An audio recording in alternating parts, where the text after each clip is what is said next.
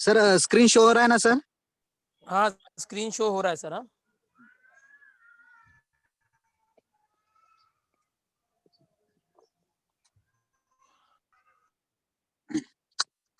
सभी बच्चों को गुड मॉर्निंग। आज हम विषय विज्ञान व तंत्रज्ञान के अंतर्गत पाठ क्रमांक 1 से लेके पाठ क्रमांक 5 तक क्वेश्चन नंबर 2 अ में आने वाले जो महत्वपूर्ण सवाल है या उन सवालों को किस तरह लिखा जाता है इसके ऊपर चर्चा करने वाले हैं। जैसे कि आप सभी को पता है कि जो साइंस 1 और साइंस 2 मिला के 80 मार्क का पेपर रहता है और 20 मार्क के ओरल रहते हैं। आज जो हम चर्चा करने वाले हो साइंस 2 का पेपर जो रहता है वो 40 मार्क का रहता है। उसमें हम क्वेश्चन नंबर 2A के बारे में पढ़ाई करने वाले हैं। तो क्वेश्चन नंबर 2A रहता क्या है, उसमें किस तरह के सवाल आते हैं, उसके बारे में हम देखेंगे। जैसे कि अभी मैंने कहा कि हम एसएससी परीक्षा विज्ञान विभाग 1 या 2 के पेपर में में कुछ पूछे जाने वाले सवाल के बारे में पढ़ाई करने वाले हैं। जैसे क्वेश्चन नंबर 2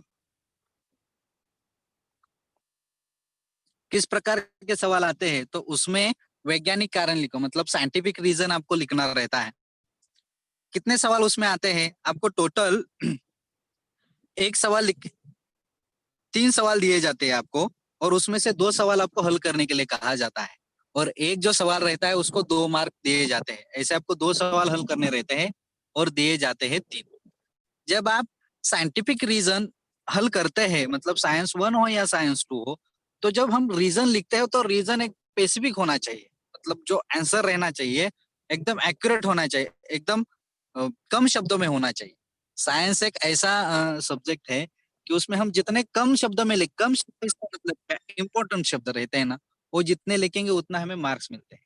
बाकी के सब्जेक्ट में थोड़ा ज्यादा लिखना पड़ता है, लेकिन साइंस ऐसा सब्जेक्ट है कि इसमें अगर आप कम से कम और इम्पोर्टेंट शब्द अगर उसमें लिख दे तो आपको ज्यादा से ज्यादा मार्क मिलते हैं। तो चलो हम शुरू करते हैं पाठ क्रमांक 1 से लेके पाठ क्रमांक 5 के महत्वपूर्ण वैज्ञानिक कारण। पहला पाठ है आनुवंशिकता और उत्क्रांति। उसमें देखिए एक सवाल है, पालक के कुछ लक्षण उनकी संतान में दिखाई देते हैं, उसका कारण लिखना है, क्यों दिखाई देते हैं। देखो अगर आप साइंटिफिक रीजन लिखते हैं तो वो 2 मार्क के लिए रहता है, तो आपको 4 पॉइंट लिखना पड़ता है। आप 2 पॉइंट भी लिख सकते हैं, 2 वेरी वेरी इंपॉर्टेंट पॉइंट भी अगर आपने लिख दिया तो आपको 2 मार्क आसानी से मिलते हैं।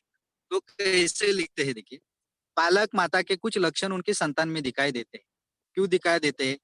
जैसे मैंने एक पॉइंट लिखा है, देखो पॉइंट नंबर 1, माता पिता के जुनक जनुक नर और मादा युग्मक द्वारा उनकी संतान में हस्तांतरित किया जाता है। पॉइंट क्रमांक 1 हो गया। पॉइंट क्रमांक 2 है, जनकों द्वारा आनुवंशिक लक्षणों का वहन होता है। उनका आनुवंशिक लक्षण रहते हैं उसका क्या होता है, वहन हो जाता है। आनुवंशिक लक्षण पालक द्वारा उनकी संतान में प्रेषित किए जाते हैं। मतलब ये जो 3 पॉइंट आप लिखेंगे तब आपको क्या हो जाएंगे, 2 मार्क्स आपको आसानी से मिल जाएंगे। पहला वाला पॉइंट है कि माता के जनक नर और मादा युग्मक द्वारा उनकी संतान में हस्तांतरित किए जाते हैं, और दूसरा है जनकों द्वारा आनुवंशिक लक्षणों का वहन होता है, और तीसरा पॉइंट है आनुवंशिक लक्षण पालक द्वारा उनकी संतान में प्रेषित किए जाते हैं, इसीलिए माता पिता के कुछ लक्षण उनकी संतान में दिखाई देते हैं। ऐसा आपको रीजन लिखना रहता है। उसी तरह और एक सवाल देखेंगे इसमें, उत्क्रांति पर डार्विन द्वारा किए गए कार्य मील का पत्थर है। मतलब डार्विन ने जो कार्य किया है वो मील का पत्थर है, बहुत जरूरी पत्थर है। ऐसा क्यों कहा गया है, महत्वपूर्ण काम किया गया है, ऐसा क्यों कहा गया है। कारण डार्विन ने उत्क्रांति के 2 महत्वपूर्ण सिद्धांत का प्रतिपादन किया है।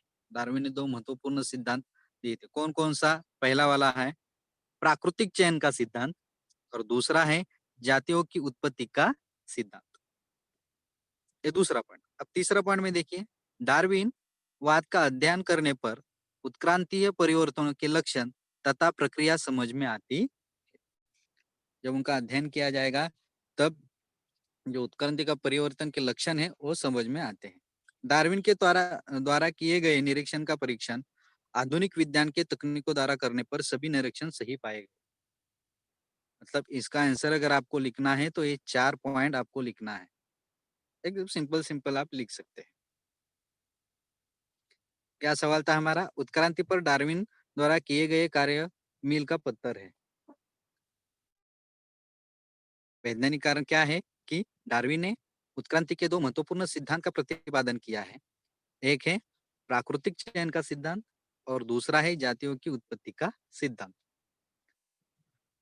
तीसरा पॉइंट है डार्विन का वाद का अध्ययन करने पर उत्क्रांतीय परिवर्तन के लक्षण तथा प्रक्रिया समझ में आती है। चौथा पॉइंट, आपको पॉइंट वाइज लिखना है, ऐसा पैराग्राफ बना के लिखना नहीं। जब साइंटिफिक रीजन आप लिखेंगे तो पॉइंट वाइज, एक पॉइंट लिखना, उसके बाद एक लाइन छोड़ना, उसके बाद पॉइंट लिखना। बड़ी हमारे जो आंसर सीट रहती है एसएससी बोर्ड की, वो बड़ी रहती है, इतनी भी जगह नहीं है सोने की, लेकिन बड़ी रहती है। एक लाइन छोड़ने के बाद आप दूसरा पॉइंट लिख सकते हैं, दूसरा पॉइंट लिखने के बाद तीसरा, ऐसा एक एक पॉइंट लिख सकते हैं। चौथा पॉइंट, डार्विन द्वारा किए गए निरीक्षण का परीक्षण आधुनिक विज्ञान के तकनीक द्वारा करने पर सभी निरीक्षण सही पाए गए।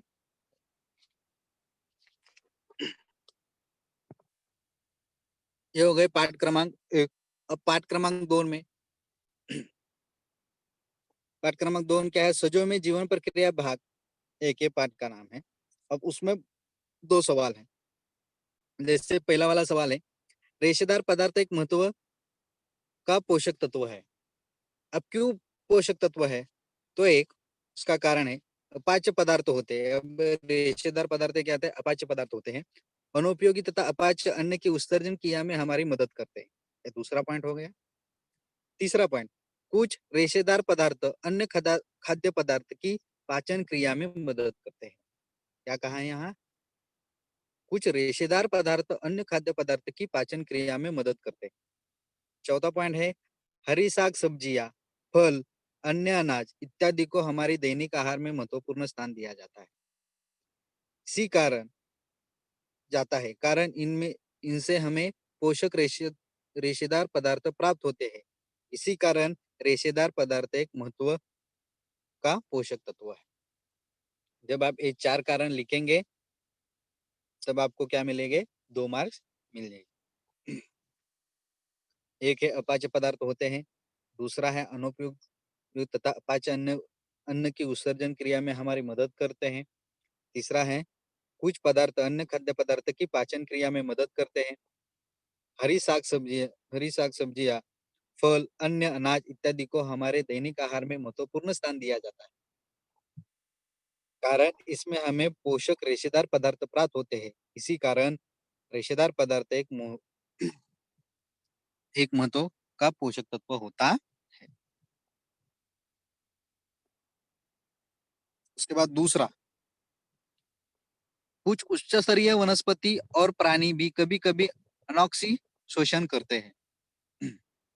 इसका कारण है, देखो 1 2 3 पॉइंट मैंने लिखे हैं। पहला पॉइंट है आसपास के वातावरण में ऑक्सीजन की कमी होती है तो अनॉक्सी शोषण संभव नहीं होता। दूसरा पॉइंट है जीवित रहने के लिए कुछ उच्च स्तरीय वनस्पति और प्राणी अनॉक्सी शोषण करते हैं। तीसरा, कुछ प्राणी ऊतकों में स्थित कोशिका ऑक्सीजन की कमी होने पर स्वयं अनॉक्सी शोषण करते हैं। इसलिए कुछ उच्च स्तरीय वनस्पति और प्राणी भी कभी कभी क्या करते हैं? अनॉक्सी शोषण करते हैं। देखिए, कौन सा भी वैज्ञानिक कारण आप लिखेंगे ना तो आपको पॉइंट वाइज ही लिखना है और मुद्दे शुद्ध लिखना है। मतलब पॉइंट वाइज मतलब मुद्दे शुद्ध, मतलब इंपॉर्टेंट जो रहते हैं, मैंने पहले ही कहा है वही आप लिखे। आप 2 पॉइंट लिखे, 3 पॉइंट लिखे तो भी आपको 2 मार्क मिलेंगे, लेकिन वो सही होने चाहिए। ऐसा पूरा पैराग्राफ जैसे मराठी में या हिस्ट्री में आप लिखते हैं उसी तरह पैराग्राफ आपको लिखना नहीं। उसके बाद है क्रेब चक्र को ही साइट्रिक अम्ल चक्र भी कहते हैं। ये वाला जो सवाल है वेरी इंपॉर्टेंट है, इसे VIMP भी आप कह सकते हैं। ये सवाल आता ही है। केबरा चक्र को ही साइट्रिक अम्ल चक्र भी कहते हैं। क्यों कहते हैं? इसका कारण एक है, जब एसिटल को एंजाइम ए के अणु ऑक्सोलोसिएट अम्ल के अणु के साथ विशेष सहायता से रासायनिक अभिक्रिया करता है तब केब्र चक्र आरंभ होता है। देखो, जब इन दोनों में रासायनिक क्रिया होती है तब क्या होता है? केब्र चक्र आरंभ होता है। ऑक्सो ऑक्सेलोइसिटी अम्ल के अणु से इस चक्र का पहला अणु साइट्रिक अम्ल के रूप में निर्मित होता है, इसलिए केबरा चक्र को साइट्रिक अम्ल कहते हैं।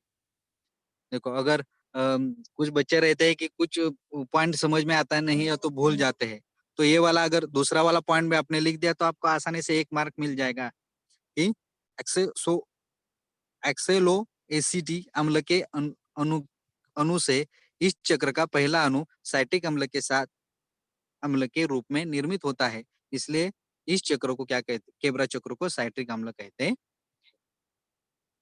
मतलब ये दो पॉइंट इसमें जरूरी है। अब इसमें देखिए, इसमें रासायनिक अभिक्रिया होती है, किसके साथ होती है, तो एक एंजाइम एक के अणु के साथ होती है, और दूसरा है कि किससे वो प्राप्त होता है, तो साइट्रिक अम्ल के रूप में निर्मित होती है। इसलिए मतलब आपने सिर्फ ऐसा भी लिखा कि इस चक्र का पहला अणु साइट्रिक अम्ल के रूप में से निर्मित होता है तो भी चलेगा, अगर आपको आगे वाला अगर समझ में नहीं आ रहा। ठीक है, कि इस चक्र का पहला अणु साइट्रिक अम्ल के रूप में निर्मित होता है, इसलिए केबरा चक्र को साइट्रिक अम्ल भी कहते हैं।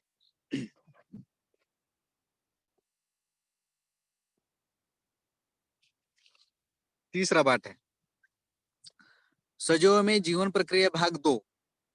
ये पाठ है, इसमें कुछ इंपॉर्टेंट सवाल है, जैसे कि एक है वनस्पति में वनस्पतियों में पुष्प लैंगिक प्रजनन की क्रियात्मक इकाई है, क्यों है? इसका कारण देखिए, पहला, पुष्प स्त्री युग्मक और पुयुग्मक उत्पन्न करते हैं। इस कार्य के लिए पुष्प में पुमंग और जायांग के आवश्यक चक्र होते हैं। दूसरा, पुष्प में दोहरा फलन की प्रक्रिया होती है, इसलिए पुष्प लैंगिक प्रजनन की क्रियात्मक इकाई है।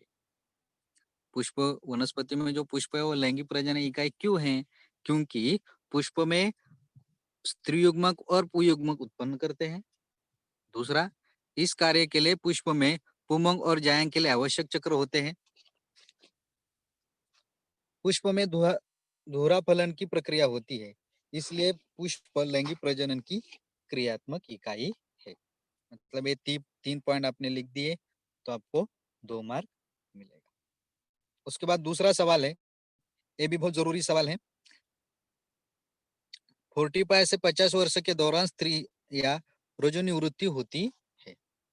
अब क्यों होती है? देखिए, स्त्री के शरीर में प्रजनन संस्था का कार्य नियंत्रित करने वाले संप्रेरकों का स्राव समय के साथ धीरे धीरे कम होने लगता है। क्या कहा है? स्त्री के शरीर में प्रजनन संस्था का कार्य नियंत्रित करने वाले संप्रेरकों का स्राव समय के साथ धीरे धीरे कम होने लगता है। इसी कारण स्त्रियों का मासिक धर्म रुक जाता है, और इसी कारण 45 से 50 वर्षों के दौरान स्त्रियों की रजोनिवृत्ति नहीं होती। ये 2 महत्वपूर्ण कारण है, और ये सवाल भी बहुत जरूरी है, तो उस पर थोड़ा ध्यान देना है। इसको आप याद रखिए। तो इसमें 2 ही पॉइंट है, 2 मार्क के लिए आप 2 ही पॉइंट लिख सकते हैं। क्या है कि स्त्री के शरीर में प्रजनन संस्था का कार्य नियंत्रित करने वाले संप्रेरकों का स्राव समय के साथ धीरे-धीरे कम होने लगता है, और दूसरा है कि स्त्रियों का मासिक धर्म रुक जाता है। इसी कारण 45 से लेके 50 के वर्षों की जो दौरान की स्त्रियां रहती है, दौरान स्त्रियां रजोनिवृत्ति होती।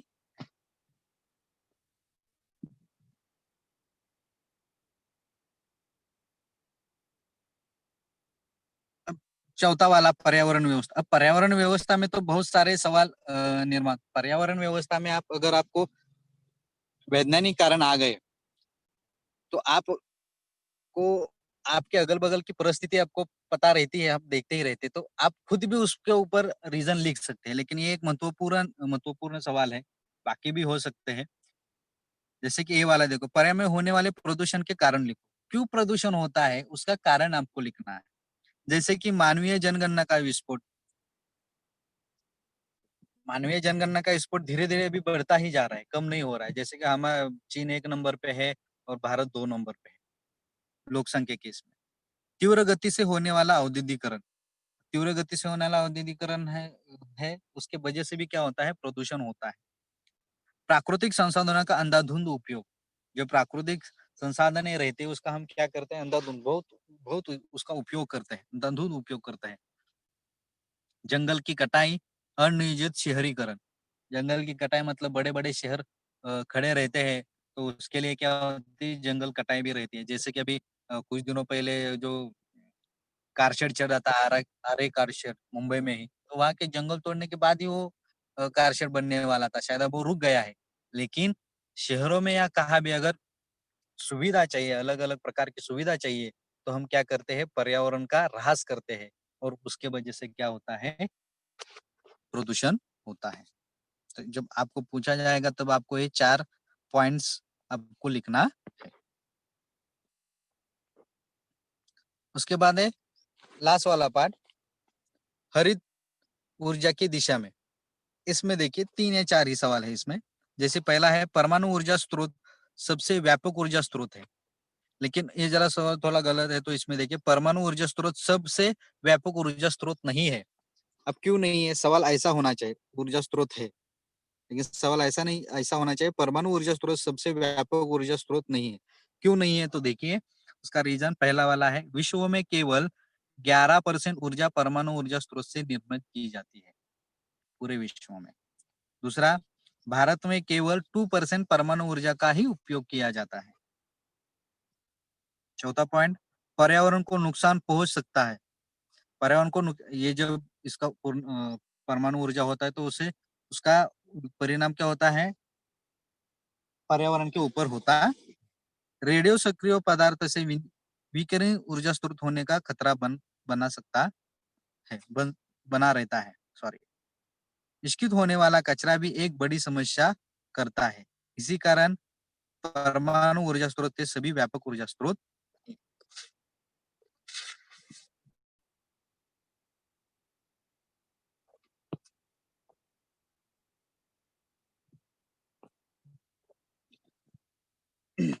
उसमें दूसरा सवाल है जल विद्युत ऊर्जा, सौर ऊर्जा और पवन ऊर्जा उन्हें न्यूनतीकरणक्षम ऊर्जा कह सकते हैं। अब क्यों कह सकते हैं न्यूनतीकरण? देखिए पहला वाला पॉइंट है कारण जल विद्युत ऊर्जा, सौर ऊर्जा और पवन ऊर्जा क्रमशः बहते हुए पानी, सूर्य प्रकाश तथा बहते हुए पवन की सहायता से निर्मित की जाती है। मतलब जल विद्युत हो तो जो बहता हुआ पानी है उससे होते हैं। सौर ऊर्जा मतलब जो पहाड़ रहते हैं उसके ऊपर पवन चक्की रहती है उससे वो निर्माण किया सॉरी सौर ऊर्जा सूर्य प्रकाश से रहती है। पवन ऊर्जा जो रहती है जो पहाड़ के ऊपर जो पवन चक्कर रहते हैं उससे निर्माण की जाती है। दूसरा, बहते हुए पानी, सूर्य प्रकाश तथा बहते हुए पवन ऊर्जा स्रोत कभी बस समाप्त होने वाले ऊर्जा कभी न समाप्त होने वाले ऊर्जा स्रोत है। ये समाप्त होने वाले स्रोत नहीं है। प्राकृतिक गैस, कोयला, खनिज तेल भंडार ये सीमित है। मतलब प्राकृतिक जैसे गैस रहते हैं, पेट्रोलियम रहते हैं, गैस रहते हैं, ये जो है वो क्या है सीमित। सीमित इसका मतलब वो खत्म होने वाले सोर्सेस है। मतलब निसर्ग से मिलने वाले जो खनिज है वो सीमित है। जैसे कि क्या है गैस है, कोयला है, खनिज तेल है। मतलब सीमित है, कभी ना कभी खत्म हो जाएगा। इन ऊर्जा स्रोतों को पुनः प्राप्त नहीं किया जाता, इसलिए इन ऊर्जा स्रोत के नूतनीकरण क्षम ऊर्जा कहते हैं। देखिए पाठ क्रमांक 1 से लेके पाठ क्रमांक 5 तक हमने जितने भी सवाल देखे उसमें आपको जब आप रीजन लिखेंगे तो याद रखना है आपको आप पहले पाठ पढ़िए। आप डाइजेस्ट पढ़ते हैं उसमें मुझे कोई दिक्कत नहीं, लेकिन जब आप पाठ के हर एक लाइन पढ़ेंगे तब आपको उसका रीजन पता चलेगा और आप ठीक तरह से लिख पाओगे। जब आप खुद पढ़ोगे तब आपको समझ में आ जाएगा नहीं मुझे इसका रीजन ये लिखना है। डाइजेस्ट में भी रहते हैं, बड़े-बड़े आंसर्स रहते हैं, लेकिन जब आप बुक लिखते हैं बुक पढ़ते हैं, बुक पढ़ने के बाद अगर आप लिखते हैं, लिखने का प्रयास करते हैं, तो ज़्यादा उससे फ़ायदा आपको होता है।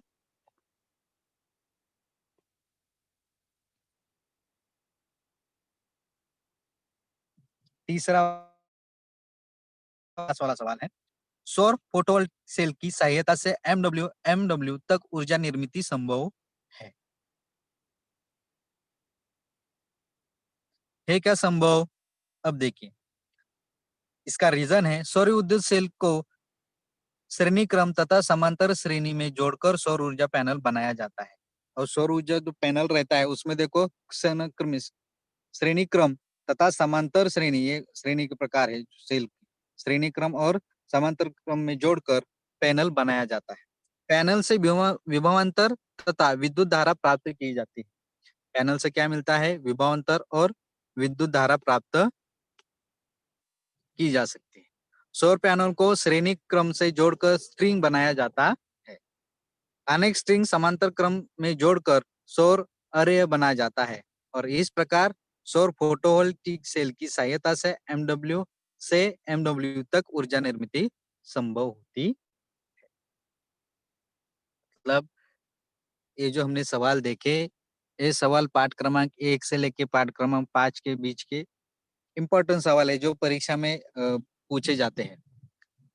सिर्फ पाठ क्रमांक 5 में 4 में मैंने एक ही सवाल दिया है। तो वो जो पाठ है आप उसके ऊपर 1 या 2 बार पढ़ेंगे तो आप खुद भी उसमें से आप लिख सकते हैं, अगर पढ़ने के बाद। लेकिन वो बहुत ज़रूरी है। उसमें हवा प्रदूषण आता है, जल प्रदूषण आता है।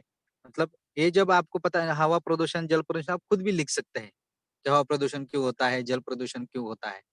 लेकिन इसके लिए आपको 1 से लेके मैं 1 से लेके 5 नहीं, 1 से लेके 10 जितने भी पाठ है आपको पढ़ना है।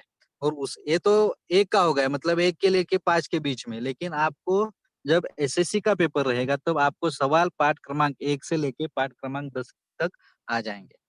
ये तो एक भाग हो गया, हाफ भाग हो गया, आधे का भी भाग बाकी। तो जब आप पढ़ाई करेंगे, रीज़न हो, फिलिंग द ब्लैंक्स हो, जोड़ियाँ लगाओ हो, कौन-सी भी हो, उसके लिए आप पहले पाठ पढ़िए। आप डाइजेस्ट पढ़ते हैं, लेकिन जब आप पाठ पढ़ेंगे तो पाठ का हर एक शब्द बहुत इम्पोर्टेंट रहता है। एप्लीकेशन बेस के ऊपर भी सवाल एसएससी बोर्ड का जो पेपर रहता है उसके ऊपर रहते हैं। तो आप उसमें से पढ़ लीजिए। तब आपको जब आप वो पाठ पढ़ेंगे तो आपके एक साथ फिलिंग द ब्लैंक्स हो गए, जोड़े लगाओ वो भी हो जाएगा, वन लाइन क्वेश्चंस हो जाएँगे, रीज़निंग वैज्ञानिक कारण हो जाएगा। मतलब ये सारी चीज़ें एक साथ होती हैं। तो आज हमने पाठ क्रमांक 1 से लेके के पाठ क्रमांक 5 के बीच में जो भी इम्पोर्टेंट सवाल रहते हैं और उसको किसी तरह लिखा जाता है, वो हमने देखा। Hello, hello, hello, hello sir ji, hello,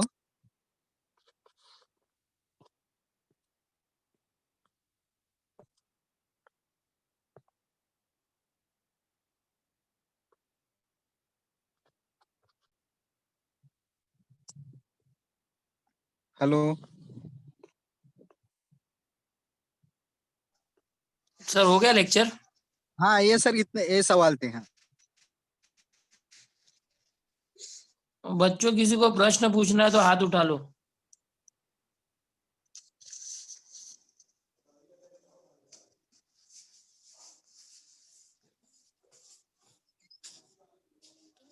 किसी को प्रश्न पूछना है बच्चों, हाथ उठा लो।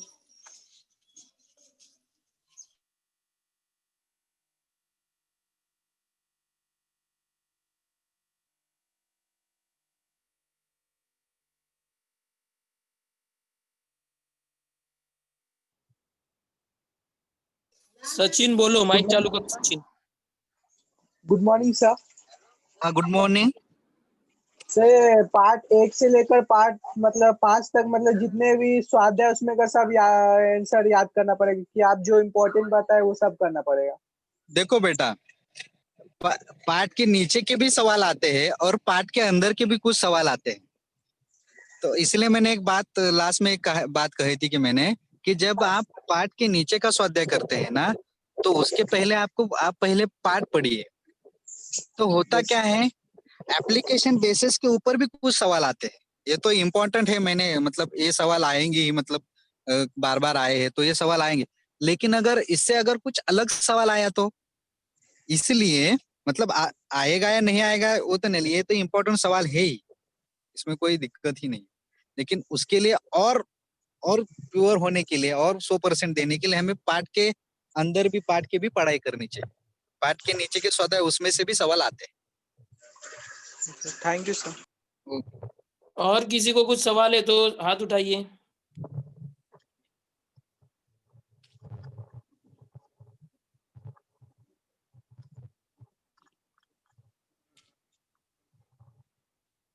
सर जी ये पीडीएफ जो है आप टेलीग्राम ग्रुप में भेज दीजिए बच्चों के। हाँ हाँ भेज देता हूँ, चलेगा हाँ सर। भेज दीजिए। हाँ हाँ हाँ ओके भेज ठीक है, लेक्चर फिनिश करते हैं sir. Okay okay sir. Bye. बच्चों अभी नेक्स्ट लेक्चर जो है मंडे को होगा, कल संडे है। मिलते हैं नेक्स्ट लेक्चर मंडे को। Okay bye.